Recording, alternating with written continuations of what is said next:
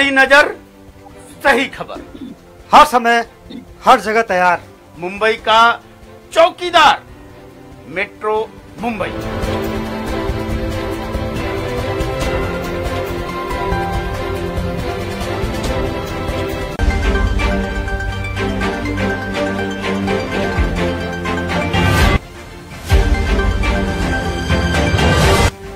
रूस और यूक्रेन का युद्ध हुआ और तेज, सभी अंतर्राष्ट्रीय बाजारों में गिरावट जारी।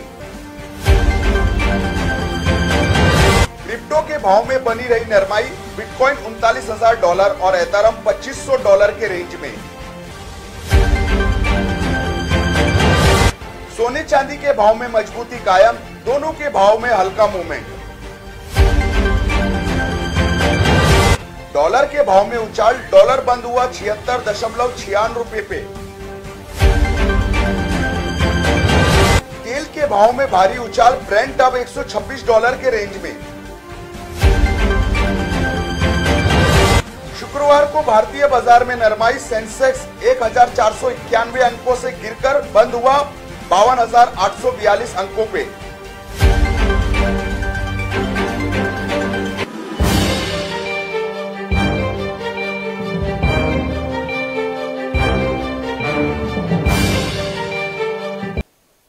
आदाब, गुड मॉर्निंग, शुभ प्रभात। मेट्रो मनी में आपका स्वागत है। आप देख रहे हैं मेट्रो मुंबई, आपका सबसे लोकप्रिय हिंदी भाषी चैनल। दोस्तों, आज 8 मार्च है, अंतर्राष्ट्रीय महिला दिवस, इंटरनेशनल वुमेन्स डे। आज के दिन हम हमारे जो समाज में महिलाएं हैं उनके योगदान को स्वीकार करते हैं, उनको शुक्रिया करते हैं और उनका जो अहम एक रोल है समाज में उसका हम रीइंफोर्समेंट करते हैं। ये क्यों जरूरी हुआ, क्यों हम इंटरनेशनल वुमेन्स डे मनाते हैं? क्योंकि बहुत ही जैसे सदियों से हमने देखा है कि समाज में महिलाओं के ऊपर जो एक इक्वालिटी का एक मोह चला था कि क्या महिला आदमी से कम ताकतवर है, क्या उनका योगदान समाज में कम है। उनके ऊपर अत्याचार किए गए और बहुत सदियों से बहुत ही एक अन्याय किया गया था, जिसकी वजह से एक वुमेन्स इक्वालिटी मूवमेंट चला और उसके तहत इंडियन वुमेन्स डे सेलिब्रेट किया जाता है। हम हमारे ही देश में देखते हैं तो कितनी महिलाएं ऐसे हैं जिन्होंने बड़ा योगदान किया हमारे देश के विकास में, हमारे देश के सामाजिक विकास में, आर्थिक विकास में। कुछ अगर हम नाम ले, सरोजिनी नायडू, श्रीमती इंदिरा गांधी, कल्पना चावला जो पहली महिला थी जो अंतरिक्ष में गई, पहली हिंदुस्तानी महिला जो अंतरिक्ष में गई, मदर टेरेसा, भारत की पहली न्यायाधीश जस्टिस अन्ना चांडी, भारत की पहली फीमेल डॉक्टर आनंदी गोपाल जोशी, लता दीदी को कौन भूल सकता है, उनका योगदान संगीत में इतना बड़ा है, उनको माँ सरस्वती की इतनी बड़ी देन थी, बेगम अख्तर, MS सुब्बलक्ष्मी, ये सारे नाम इतने हैं महिलाओं के कि इनका योगदान जो है हमारे समाज में, उनको हम कतई इग्नोर नहीं कर सकते और उनको स्वीकार करने की बहुत ज़रूरत है। और दोस्तों, सबसे बड़ी ट्रेजेडी ये है कि आज भी हमारे देश में फीमेल इन्फेंटिसाइड जो है, यानी बचपन में जो हम डिस्क्रिमिनेशन करते हैं, भ्रूण हत्या कहते हैं इसको, ये भी अभी भी जारी है। एक संयुक्त राष्ट्र की रिपोर्ट के तहत कहा गया है कि 2020 में हमारे देश में 4.5 करोड़ बच्चियों का लाता पता नहीं है, यानी या तो उनका फीमेल फिटिसाइड किया गया या तो फिर 5 साल की उम्र तक उनकी मौत हो गई। और ये होता है क्योंकि हम अभी भी एक पैट्रियार्कल सोसाइटी है। हम ये समझते हैं कि घर में बेटा आता है तो ये वरदान है और अगर बेटी आती है तो ये कर्ज है। मेरे ख्याल से ये जो सोच है अभी भी 21वीं सदी में, इसको बदलना ज़रूरी है और बहुत ज़रूरी है कि हम आज अंतर्राष्ट्रीय महिला दिवस पे ये एक वचन ले कि हम हमारे समाज में पुरुष और स्त्री, इसके बीच में कोई अंतर ना समझे, इसमें डिस्क्रिमिनेट ना करे, दोनों को समान समझे। अगर प्रिया जी आई हैं तो उनको लाया जाए स्क्रीन पे। और प्रिया जी, नमस्कार। Priya ji, good morning. आपको अंतर्राष्ट्रीय महिला दिवस पर बहुत बहुत शुभकामनाएं। आज के दिन पूरे विश्व में महिला दिवस मनाया जाता है और आपको और हमारी जितने भी मेट्रो मुंबई में जितनी भी महिलाएं हैं सबको शुभकामनाएं और आपका बहुत स्वागत है आज के प्रोग्राम में। आप क्या कहेंगी महिला दिवस के बारे में? आपको क्या लगता है, क्या ये एक जो अभियान चला है, क्या ये सफल हुआ है? क्या हमारे देश में आज की तारीख में महिला की जो स्थिति है वो कैसी है? सर सबसे पहले गुड मॉर्निंग, नमस्ते। जी thank you for your wishes और आप सबको भी हैप्पी इंटरनेशनल वुमेन्स डे। जी सर अगर मैं अपने व्यूज कहूँ तो चेंजेस तो आ रहे हैं हमारे देश में, काफी चेंजेस। और मैं सबसे पहले ये कहूँगी कि हमारे प्रधानमंत्री जी मोदी जी ने जो शुरुआत की है बेटी बचाओ बेटी पढ़ाओ, ये इसकी बहुत आवश्यकता थी हमारे देश में और मैं इससे काफी प्रभावित हूँ। फर्क तो पड़ रहा है काफी। हमेशा देखा गया है कि जो बेटियां होती हैं जनरली 19-20 साल के बाद उनको पढ़ाया नहीं जाता है, उनको यही सिखाया जाता है कि आपको तो घर संभालना है। तो एजुकेशन जो है वो उनका हमेशा कम रहा है, लेकिन अब बदलाव आ रहा है। मैं देखती हूँ कि काफी लोग शिक्षित हो रहे हैं, खास करके लड़कियां। पढ़ाई भी उनमें ज्यादा हो रही है, आगे बढ़ रहे हैं इंजीनियरिंग फील्ड में, डॉक्टर के फील्ड में। तो दिस इज वेरी इम्प्रेसिव। यहाँ पर मैं आपके साथ एक कोट शेयर करना चाहूंगी जो कि जॉर्डन की क्वीन ने कहा है, क्वीन रानिया ऑफ जॉर्डन।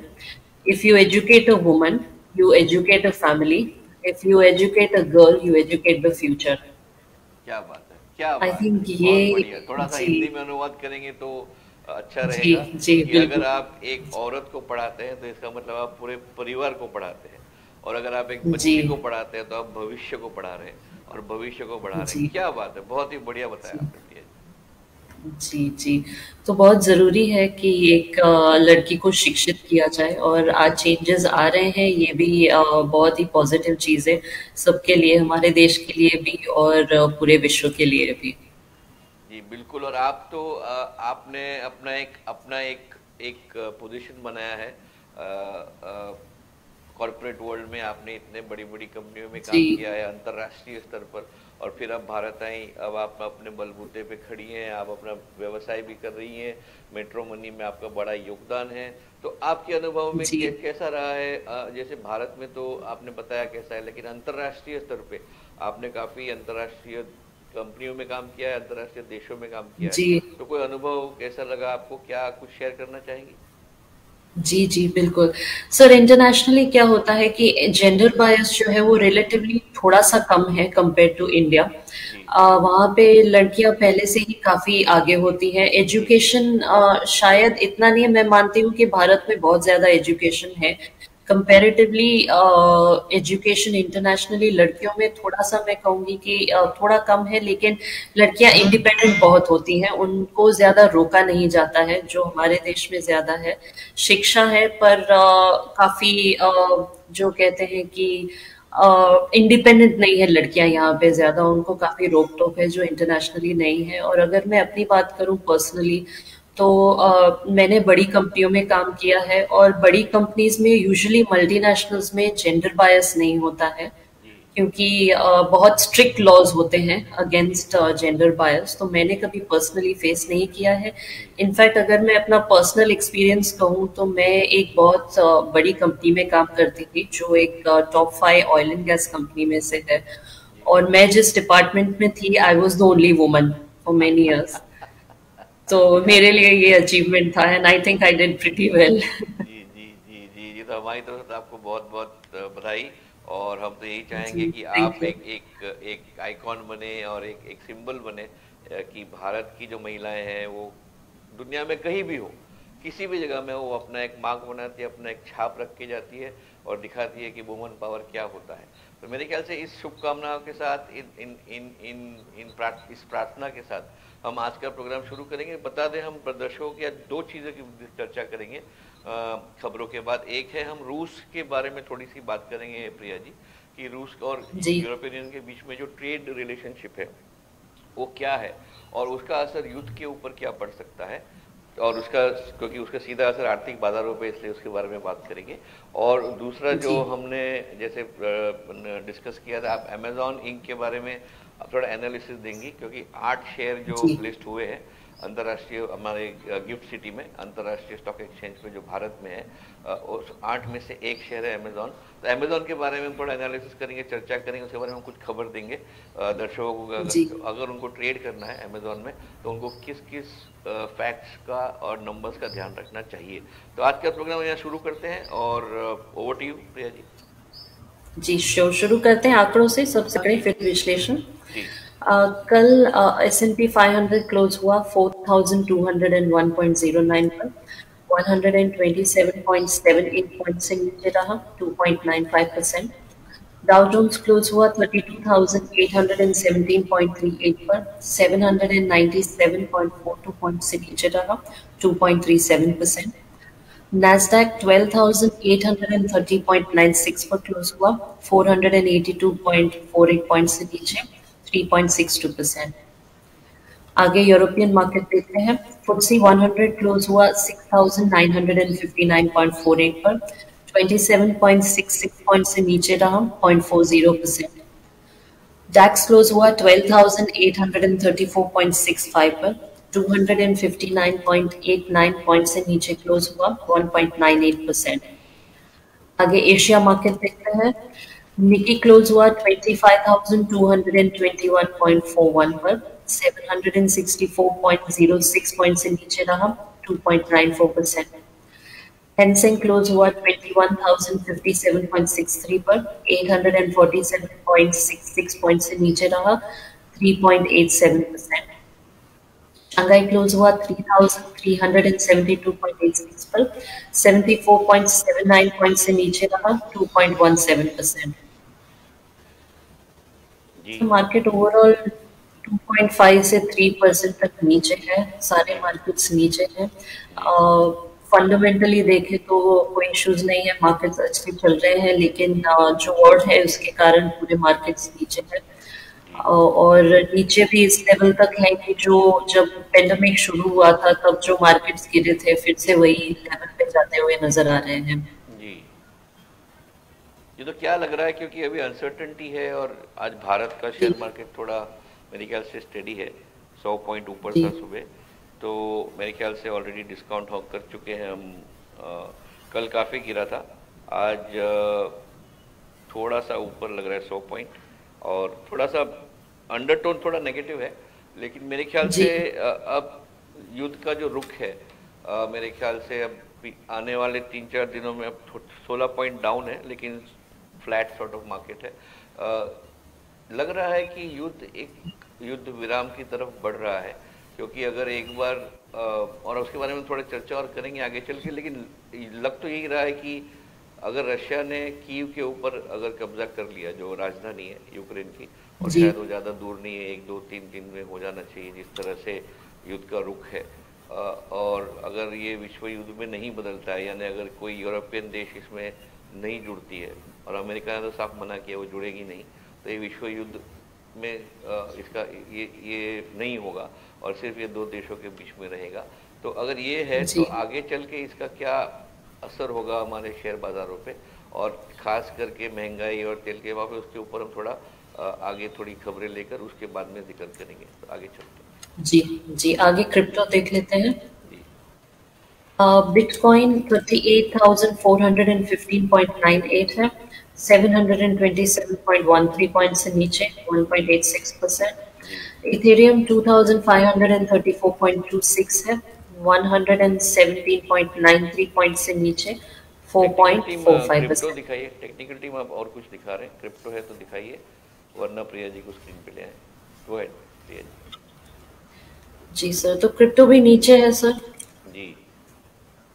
जी थोड़ा नरम है, हाँ बिल्कुल 38-39 में। थोड़ा एक अच्छा न्यूज़ आया था इसमें कि स्विट्जरलैंड के एक एक छोटे से शहर ने क्रिप्टो एक्सेप्ट करने का एक डिसीजन लिया है, खास करके बिटकॉइन, एथेरियम और एक नाम उन्होंने दिया था एक बिटकॉइन, एक क्रिप्टो का। वही जैसे कैलिफोर्निया ने कहा था कि हम जो स्टेट टैक्सेस है, प्रॉपर्टी टैक्सेस है, उसके लिए हम क्रिप्टो एक्सेप्ट करेंगे, उस तरह से स्विट्जरलैंड ने एक छोटे से शहर ने, अभी मुझे नाम ध्यान में नहीं है, लेकिन छोटा एक शहर है स्विट्जरलैंड में जिसने ये तय किया है कि वो बिटकॉइन, एथेरियम को एक्सेप्ट करेंगे as to towards payment of taxes. ये छोटे छोटे कदम है, लेकिन ये एक मेरे ख्याल से एक रुख है जहाँ लग रहा है कि क्रिप्टो की एक एक्सेप्टेंस जो है वो हो रहा है अंतर्राष्ट्रीय बाजारों में। लेकिन छोटे कदम है, और आगे चल के जो कानून आने वाला है और इस कानून के दायरे से क्या होगा क्रिप्टो का, उसका अभी तक निर्णय कहीं लिया नहीं गया और उसकी दिशा अभी तक तय नहीं है। तो अभी भी सावधानी बरतना जरूरी है। ये स्पेकुलेटिव एसेट है, अभी पता नहीं कब बढ़ेगा और कब गिरेगा।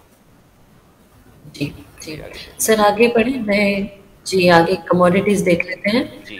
ब्रेंट ऑयल 124.21 है, 6.18 से ऊपर 5.24%। गोल्ड 4,912.84 है, 70.92 पॉइंट से ऊपर 1.46%। सिल्वर 63,049.29 है, 181.24 पॉइंट से नीचे 0.29%।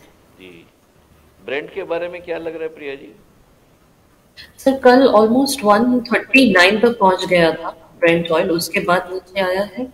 और ये मेनली इस न्यूज से नीचे आया कि जर्मनी जो है वो कह रहे हैं कि वो रशिया से ऑयल खरीदना जारी रखेंगे। उन्होंने अभी बैन के ऊपर कुछ नहीं सोचा है, क्योंकि यूरोप में सबसे बड़ा देश है Germany and they are reliant on oil, तो उनके लिए बहुत मुश्किल है ऑयल को बैन। यही खास चीजें जो हम अभी बताएंगे थोड़ी आपकी खबरों के बाद, कि कितना निर्भर है यूरोप रशिया पे गैस के लिए और ऑयल के लिए, और कौन से देश, सिर्फ जर्मनी नहीं, कौन से देश कितना निर्भर है, उसका थोड़ा हम एक ग्राफिक दिखाएंगे जिससे कि हमें पता चलेगा कि जो युद्ध का रुख है वो किस तरफ जाएगा। Please go ahead. जी, मेटल्स ऊपर है सर। मेटल्स कल ज्यादा ऊपर थे दिन भर में, थोड़े से नीचे हैं लेकिन ग्रीन में है, और ऐसे ही रहेंगे। It will keep on going higher. जी बिल्कुल, as you rightly say every time कि these are safe haven assets. युद्ध के टाइम पे इसको सेफ हेवन माना जाता है, और लोग सोना चांदी की तरफ जाते हैं, शेयर्स को थोड़ा सा दे रीएलोकेट देयर पोर्टफोलियो, और गोल्ड और सिल्वर में ज्यादा इन्वेस्टमेंट होता है। इस वजह से ही आपको मजबूती दिख रही है। जी बिल्कुल सर, आगे करेंसीज देखते हैं। डॉलर टू रुपी 76.96 है, 0.80 से ऊपर 1.05%। यूरो टू रुपीज 83.73, 0.24 से ऊपर 0.29%। जी आगे पेट्रोल और डीजल थोड़ा चिंतित लग रहा है। 77 ऑल टाइम हिस्टोरिक हाई पे गया था कल प्रिया जी, मेरे ख्याल से इट ब्रोक। जी सर, कल हाई था। जी कल हाई था, लेकिन सर थोड़ा सा अभी वीक कल रात को था, तो शायद उसका असर आज दिखाई देगा। जी तो लेट्स सी, लेकिन ओवरऑल ये भी ऊपर की तरफ ही जाता हुआ नजर आ रहा है। जी जी जी जी जी बिल्कुल बिल्कुल। और मेरे ख्याल से ये थोड़ा सा चिंता की बात है कि जब आप इसको बढ़ाते हो, ऑयल का ब्रेंट का भाव जो बढ़ता है और साथ साथ में डॉलर भी बढ़ता है, तो एक ये हो जाता है कि एक डबल वहमी होता है कि जो रुपीज में जब कन्वर्ट करते हो आप किसी भी तेल को, तो उसका असर सीधा सा इसका डबल इफेक्ट आ जाता है ऑयल के प्राइस पे। तो इसके बारे में थोड़ी चर्चा करते हैं, आगे चलें। जी आगे पेट्रोल और डीजल देखते हैं। पेट्रोल 109.98 है और डीजल 94.14 है। ये मुंबई के रेट्स हैं, ये स्टेडी है। सेंसेक्स और निफ्टी कल नीचे क्लोज हुए। सेंसेक्स 52,842.75 पे क्लोज हुआ, 1,491.06 पे 2.74% नीचे। निफ्टी 15,863.20 पर क्लोज हुआ, 382.20 पॉइंट से नीचे 2.35%। जी मेरे ख्याल से ये जो आप पेट्रोल का देख रहे हैं, जो अभी तक चेंज नहीं हुआ इसका ये बहुत जल्दी बदलेगा, और उसका कारण हम बताएंगे। मार्केट का हमने ऑलरेडी थोड़ा सा जिक्र किया, आज मार्केट फ्लैट है। राजकुमार जी आज ज्वाइन नहीं करेंगे क्योंकि वो ट्रैवल कर रहे हैं, और मेरे ख्याल से काफ़ी हम चर्चा कर चुके हैं मार्केट के बारे में। टेक्निकल टीम अगर ऑयल प्राइसेस का अगर आप ग्राफ ले आए तो हम दर्शकों को बताएंगे कि ऑयल में जो मूवमेंट हुआ है वो किस तरह से हुआ है पिछले सालों में। प्रिया जी आप ये चार्ट है 2008 से लेकर आज तक का, और अगर आप ऑयल प्राइसेस का आप चार्ट अगर ये देखें, इसमें जो 2008 में $146 हुआ था और अब $130 तक टच हुआ है, तो सीधा सा आपको ग्राफ दिख रहा है कि जो 2018-19 में $30 के नीचे गया था, बिलो $30।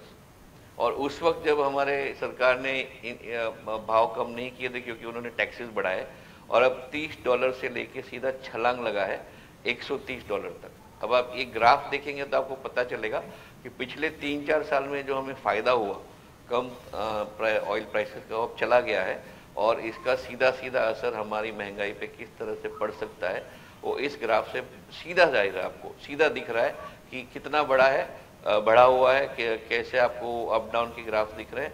और मेरे ख्याल से बहुत ही चिंता की बात है, खास करके जब आप डॉलर का भी रेट ले 77 रुपीज़, तो ये जो हमारे पेट्रोल और डीजल के भाव, और हमने 1 महीने पहले भी बताया था कि ये कहीं भी किसी भी हालत में 10 से 15 रुपये के बीच में इसमें बढ़ोतरी होना अनिवार्य है, होगा ही, क्योंकि अदरवाइज ऑयल कंपनीज नुकसान में तेल बेचेगी। तो इसके ऊपर हम नज़र रखेंगे, लेकिन हम अभी भी दर्शकों को कहेंगे कि तैनात रहिए, भाव बढ़ेंगे ज़रूर, और काफ़ी मात्रा में बढ़ेंगे। दूसरा जो हम बात करेंगे रूस के बारे में, तो रूस और जो सेकेंड चार्ट है अगर लाएंगे टेक्निकल टीम स्क्रीन पे, तो आप देखेंगे कि रशिया में जो नेगेटिव इम्पैक्ट हुआ है वॉर का, एक इसमें 2 मिनट ड्वेल करते हैं प्रिया जी, कि जो वेल्थ क्रंच हुआ है रूबल के डेप्रिसिएशन से, क्योंकि रूबल बहुत गिरा, रशिया ने 20% इंटरेस्ट रेट कर दिया, तो इसमें आपको सीधा सीधा दिख रहा है कि जो 7 या 6 बड़े वहाँ के ओलिगार्क्स कहते हैं, जैसे यहाँ हम जिसे बिजनेस टाइकून्स कहते हैं, जैसे अंबानी, अडानी, बिरला वगैरह, मफतलाल, जो हम बड़े बड़े नाम लेते हैं यहाँ पे, हाउस ऑफ टाटाज, ये जो है वहाँ पे ओलिगार्क्स कहते हैं इनको। और जो 6 सबसे बड़े ओलिगार्क्स हैं उनके संपत्ति में कितनी गिरावट हुई है, ये आप देखेंगे तो इसमें सीधा जो युद्ध का असर है वो पता चलेगा। और क्यों युद्ध हानिकारक है रूस के लिए, क्योंकि ऐसा नहीं है कि युद्ध सिर्फ और लोगों के हानिकारक है, रूस के लिए कितना हानिकारक है वो आपको इस चार्ट से दिखेगा कि जो सबसे बड़ा उनका जो ओलिगार्क है, जो पहला नाम आपको दिख रहा है, काफ़ी एलेक्ट्रोपेरा या जो भी जिस तरह से आप प्रोनाउंस करते हैं, वो 61% उनकी संपत्ति गिरी है, 61%। अब वहाँ तीसरा चेहरा देखिए, तीसरा नाम देखिए, तिरिचेंको, उनके में लगभग 50% की संपत्ति की गिरावट आई है। और ये 3 दिन पहले की बात है, कल रूबल और 10% गिरा था। तो सीधी सी बात है कि ये जो युद्ध है वो ना रूस के काम आता है, ना बाकी दुनिया के काम आता है। नेक्स्ट चार्ट दिखाएंगे टेक्निकल टीम, तो आपको दिखेगा कि रूस कितना सेफ है अभी, कि उनके पास जो एसेट्स हैं, जो रिजर्व्स हैं फॉरेन करेंसी के, कितने हैं, $630 बिलियन, सोना और करेंसी मिला के, तो फॉरेन करेंसी और गोल्ड मिला के रशिया के पास जो रिजर्व्स है वो $630 बिलियन है प्रिया जी। और अगर आप इसको इंपोर्ट बिल के साथ कंपेयर करें तो रूस का इंपोर्ट बिल सालाना $300 बिलियन है, यानी उनके पास 2 साल का रिजर्व है। अगर उनका कुछ भी निर्यात नहीं हुआ, अगर $1 का भी निर्यात नहीं हुआ, तो उनके पास 2 साल के आयात का पैसा गोल्ड और डॉलर के फॉर्म में उनके पास पड़ा हुआ। ये दिखता है कि रूस की जो अर्थव्यवस्था है वो कितनी मजबूत है। आगे वाला स्लाइड दिखाएं। अब ये देखिए प्रिया जी, बहुत जरूरी है समझना कि रूस का जो तेल का जो निर्यात है कहाँ जाता है, किसके पास जाता है, और चीन ने जो अपना एक रवैया लिया है इस युद्ध में, वो क्यों लिया होगा, ये भी बहुत क्लियरली आपको दिखता है कि रूस का जो इंपोर्ट है सबसे ज़्यादा है, सबसे बड़ा जो इंपोर्ट या एक्सपोर्ट पार्टनर आप कहें रशिया का, वो चाइना है, $23 बिलियन, $23 बिलियन, और ये कोई छोटी बात नहीं है। $23 बिलियन का आयात चाइना करती है रूस से तेल का। उसके बाद कौन है, नेदरलैंड्स, डेनमार्क, कोरिया, पोलैंड, ये सारे आपको दिख रहे हैं। सारे जो यूरोपियन देश हैं वो सारे इंपोर्ट करते हैं ऑयल रशिया से। तो यूरोपियन यूनियन के लिए जो स्ट्रेटेजिक इंपॉर्टेंस है रशिया का, बिजनेस वाइज, आर्थिक रूप से, राजनीतिक रूप से नहीं, आर्थिक रूप से कितना जरूरी है कि वो रूस से दुश्मनी अगर मोल भी लेते हैं तो उनके ऊपर क्या असर पड़ेगा, वो सीधा दिख रहा है कि इतना जो इंपोर्ट कर रहे हैं, आयात कर रहे हैं तेल का, वो आयात बंद हो जाएगा और इसका सीधा असर इन देशों की अर्थव्यवस्था पे पड़ेगा, इन देशों के समाज पे पड़ेगा, इन देशों के नागरिकों पे पड़ेगा, क्योंकि वो तेल मिलेगा नहीं उनको रूस से। और इसीलिए मुझे लगता है कि जो जर्मन के चांसलर ने कल कहा कि हम तो रूस से नाता नहीं तोड़ेंगे, व्यवसाय का, हमारा व्यवसाय चालू रहेगा, अगर अमेरिका को लगता है कि उनको बंद करना है तो वो कर सकते हैं।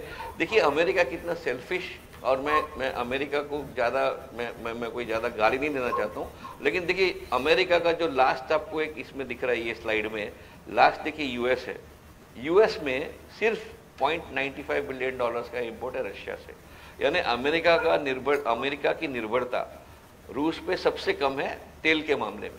तो वो तो आराम से बोल सकता है कि भाई हम तो रूस से तेल नहीं लेंगे, और फिर पूरी दुनिया को बोलेगा कि आप भी मत लीजिए। लेकिन मेरे ख्याल से ये कितना अन्याय है और कितना एक बड़ा इनजस्टिस होगा उन देशों के नागरिकों के लिए कि जब उनको तेल चाहिए और तेल सही भाव में चाहिए, और अगर इतना बड़ा जो आयात हो रहा है रूस से अगर वो बंद हो जाता है तो उसका क्या असर हो सकता है वो आप भली भांति समझ सकती है।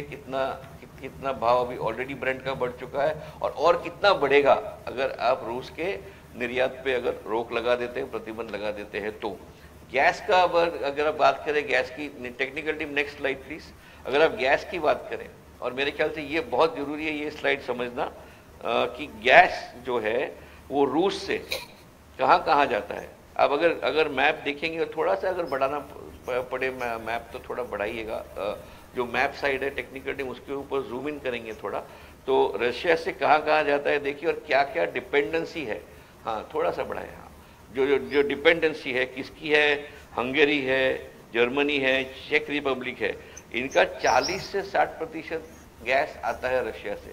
प्रिया जी 40 से 60% गैस रशिया से आता है। आप देखिए Romania, Bulgaria, Italy, Slovenia, Latvia, Lithuania, Estonia, Finland, कितना उनकी कितनी निर्भरता है रूस के गैस के ऊपर।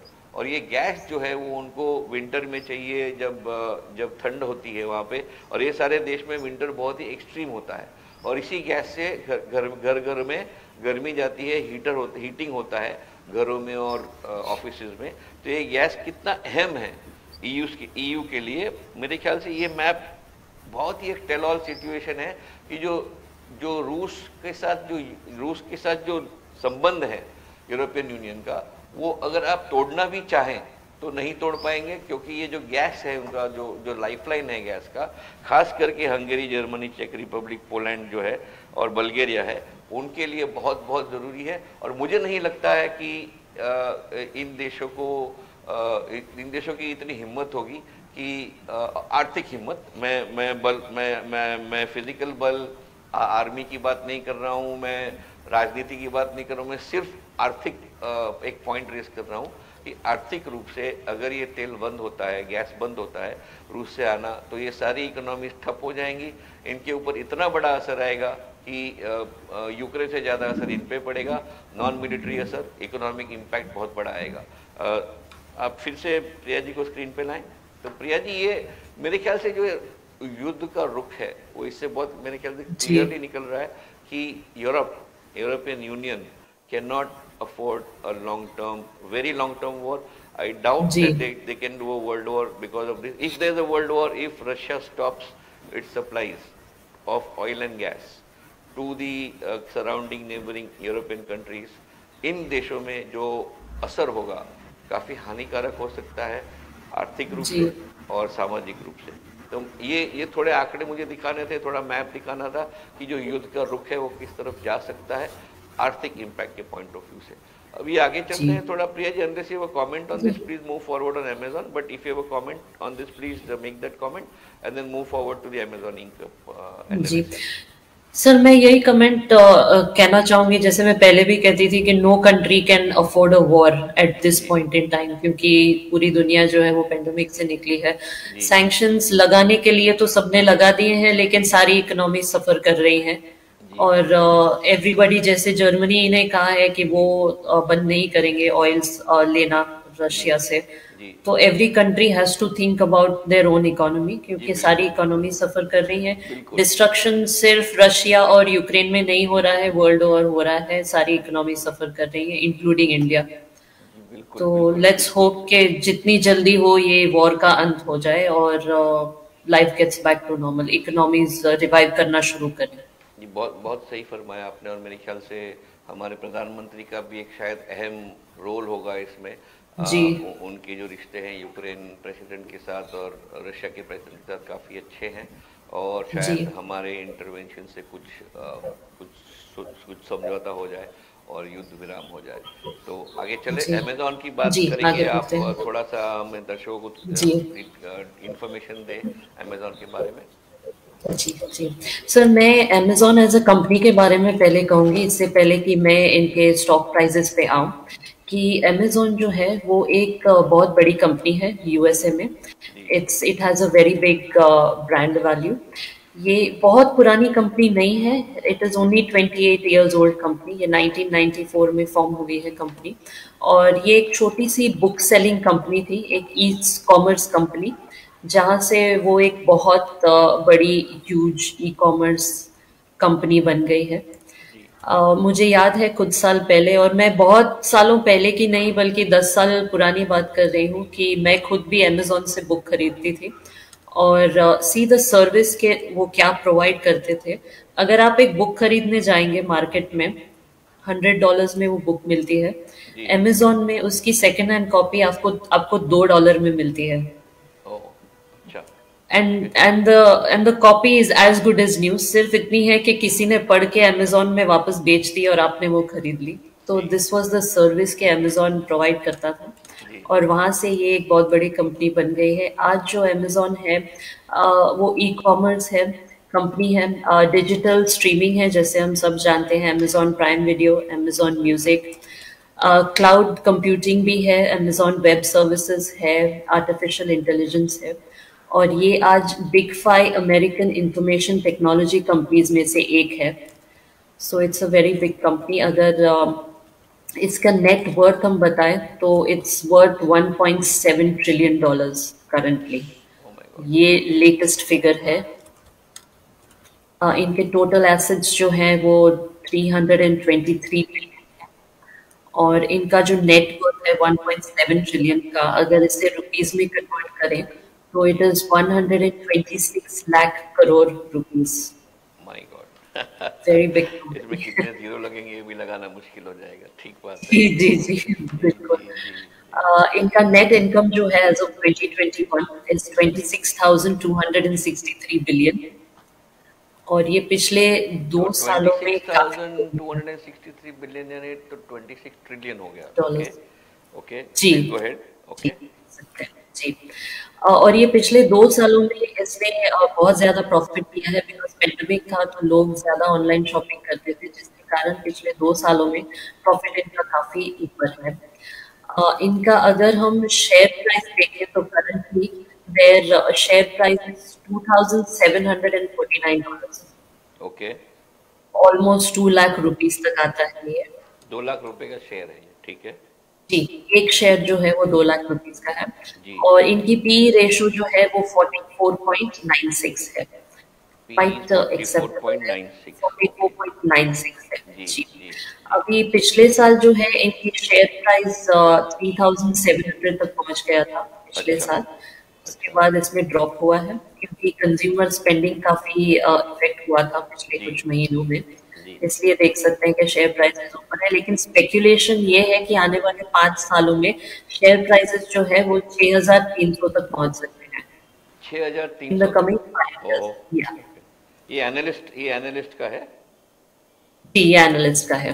ओके, ठीक है। और अगर हम पिछले 10 सालों का इनका डेटा देखें तो इनका रेवेन्यू जो है वो काफी बड़ा है, कंसिस्टेंटली ये आगे बढ़ा है। तो it is a growing company, और ई कॉमर्स जो है वो पिछले 10 सालों में ज्यादा ग्रो हुआ है ई कॉमर्स बिजनेस, और आगे चल के भी ई कॉमर्स में ज्यादा फ्यूचर है, क्योंकि ऑनलाइन शॉपिंग अब ज्यादा प्रेफर हो रहा है जी। इधर इसमें इन्वेस्ट। ये जो आप आंकड़े, सॉरी टू इंटरप्ट, लेकिन एक पॉइंट बोलूंगा और फिर आप आगे बढ़िएगा प्लीज। जी ये जो जी अमेजोन के नंबर्स है शायद मेरा जो अनुमान है, मेरी जो नॉलेज है, उनका एंट्री इंडिया में अभी अभी हुआ है कुछ 2-3 साल पहले। जी यानी जी इंडिया का जो पोटेंशियल है अमेजोन के लिए वो अब तक एक्सप्लॉइट होना बाकी है। और इंडिया जी सब जानते हैं कि 130 करोड़ की आबादी है, एक सबसे बड़ा कंज्यूमर कंट्री है, और इंडिया भी अभी ई कॉमर्स की तरफ चल पड़ा है। फ्लिपकार्ट तो मेरे ख्याल से वॉलमार्ट के पास गया हुआ है, और अमेजोन भी अगर अंदर आता है, और रिलायंस अपना खोल रही है जियो मार्ट, टाटा ने अपना क्लिक खोला हुआ है। तो जो ई कॉमर्स है वो अब इंडिया में भी एक्सपांड हो रहा है। गांव-गांव में अब ऑप्टिकल फाइबर लग गए हैं, गांव-गांव में स्मार्टफोन है। तो अमेजोन का जो ग्रोथ है पोटेंशियल, अगर भारत को जी आप पकड़ते हो तो मेरे ख्याल से काफ़ी, क्योंकि उनके पास एक ऑलरेडी एस्टैब्लिश प्रोसेसेस है, ऑलरेडी एस्टैब्लिश्ड बैक ऑफिस है, बैक एंड है, एल्गोरिथम्स है।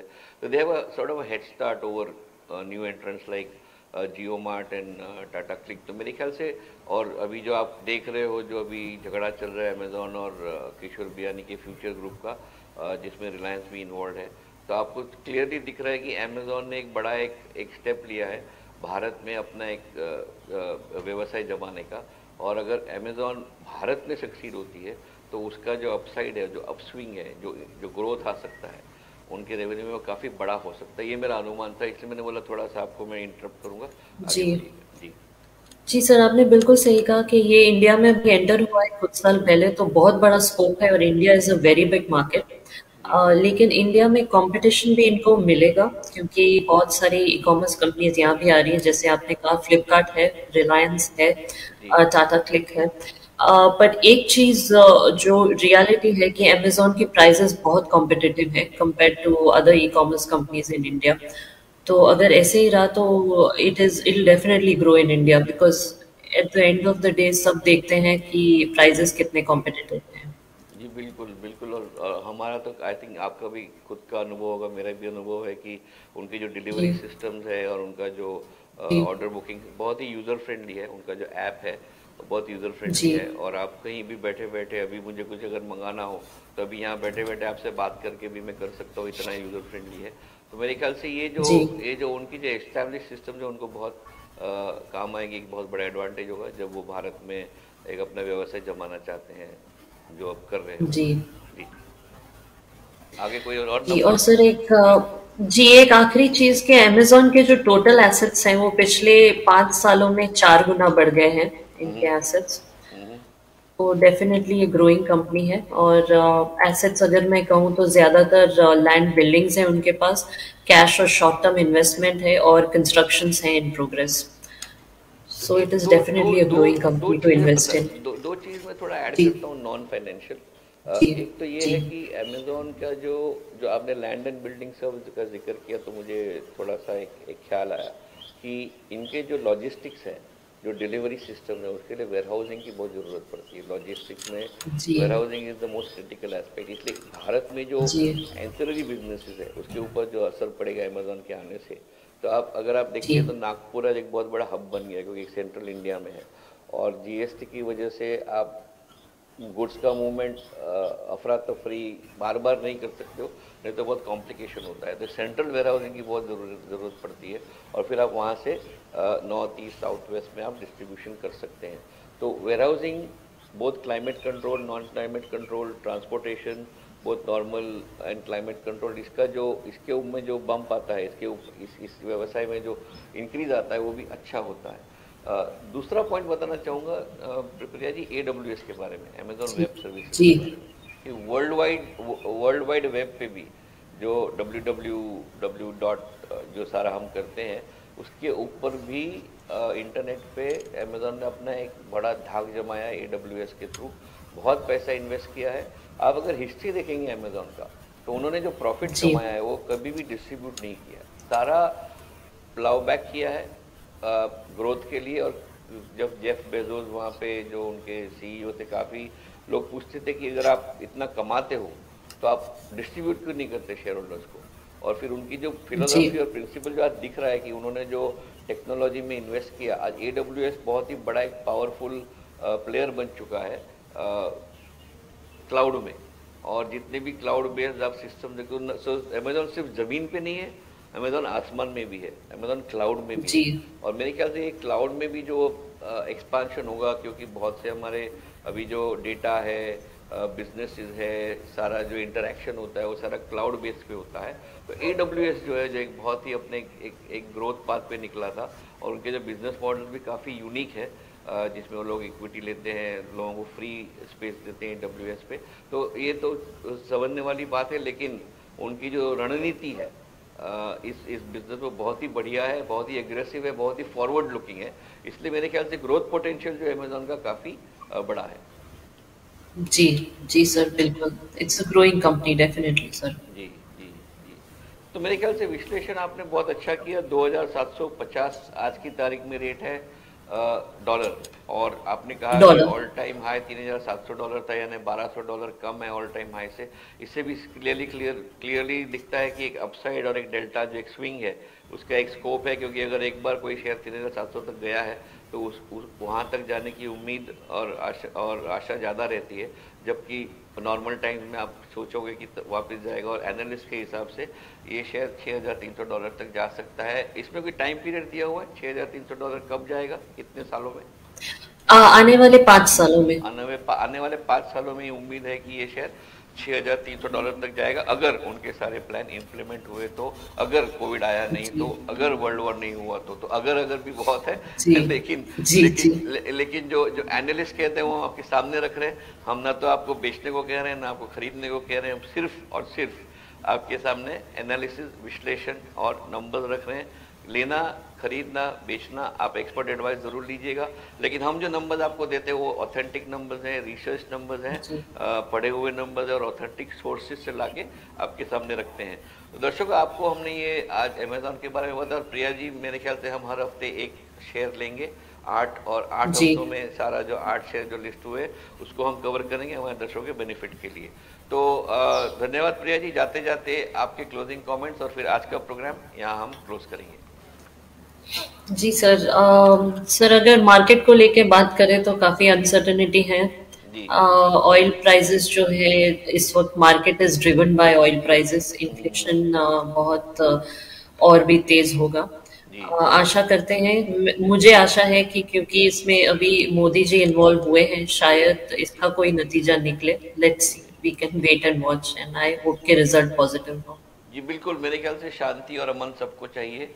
किसी को भी युद्ध पसंद नहीं है, खास करके कोई भी देश का नागरिक हो, रूस का हो, यूक्रेन का हो, यूरोप का हो, सभी नागरिकों को शांति और अमन चाहिए। और हम यही आशा करेंगे कि हम उस पाथ पे, उस दिशा में निकल पड़ेंगे बहुत ही जल्द।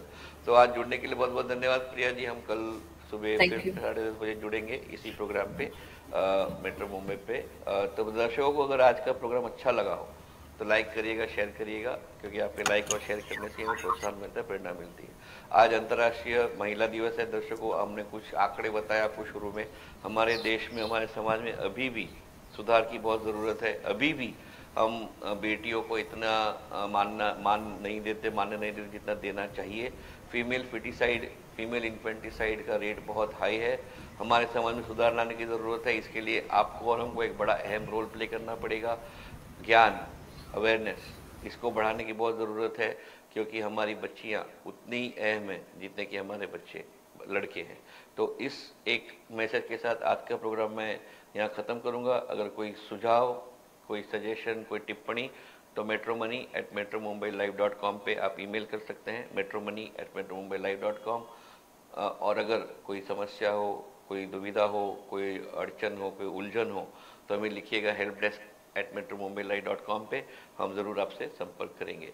तो आज जुड़ने के लिए बहुत बहुत शुक्रिया। कहीं जाइएगा नहीं, क्योंकि खबरें और विश्लेषण का सिलसिला 24/7 जारी रहता है आपके सबसे लोकप्रिय चैनल, हिंदी चैनल पे, मेट्रो मुंबई। तो जुड़े रहिएगा मेट्रो मुंबई के साथ। कल सुबह फिर मिलेंगे। थैंक यू, धन्यवाद।